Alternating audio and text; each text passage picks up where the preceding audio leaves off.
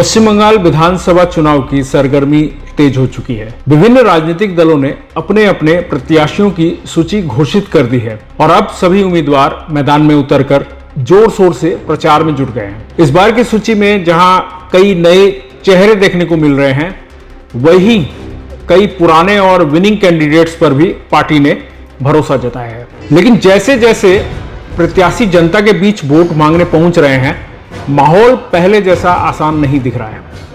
अब मतदाता पहले की तरह सिर्फ वादों से संतुष्ट नहीं है, बल्कि सीधे और तीखे सवाल कर रहे हैं। लोग अपने मौजूदा विधायकों से पूछ रहे हैं, आप इतने दिनों तक कहां थे? आपने हमारे इलाके के लिए क्या किया? आपके किए वादों का क्या हुआ?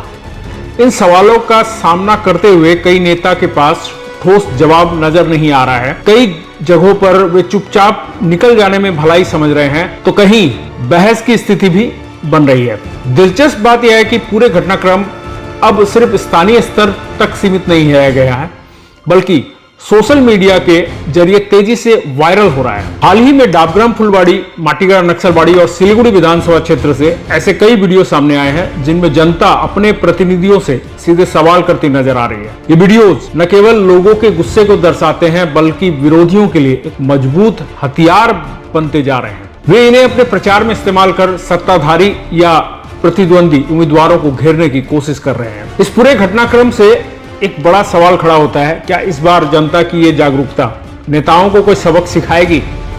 क्या अब जनप्रतिनिधि चुनाव जीतने के बाद भी लगातार अपने क्षेत्र में सक्रिय रहेंगे या फिर वही पुराना सिलसिला जारी रहेगा? चुनाव के बाद समय समय पर दिखाई देना और उसके बाद 5 साल तक गायब रहना। दरअसल ये बदलता रुख इस बात का संकेत है कि मतदाता अब अधिक जागरूक और जवाबदेही मांगने वाले हो चुके हैं। वे सिर्फ वादों पर भरोसा करने के बजाय काम का हिसाब चाहते हैं। यही लोकतंत्र की असली ताकत भी है, जहां जनता अपने प्रतिनिधियों से सवाल पूछती है और जवाब की अपेक्षा भी रखती है। अब देखना यह होगा कि इस बार के चुनाव में यह जनाक्रोश और सवाल कितनी बड़ी भूमिका निभाते हैं। क्या यह नेताओं को काम करने के तरीके को बदल पाएंगे या फिर चुनावी वादों और नारों के बीच यह आवाज दबकर रह जाएगी? आप क्या सोचते हैं? क्या इस बार नेताओं को जनता से सवाल पूछने से सबक मिलेगा या फिर वही पुरानी कहानी दोहराई जाएगी? आप अपनी राय जरूर साझा कीजिए, कमेंट कर हमें जरूर बताइएगा।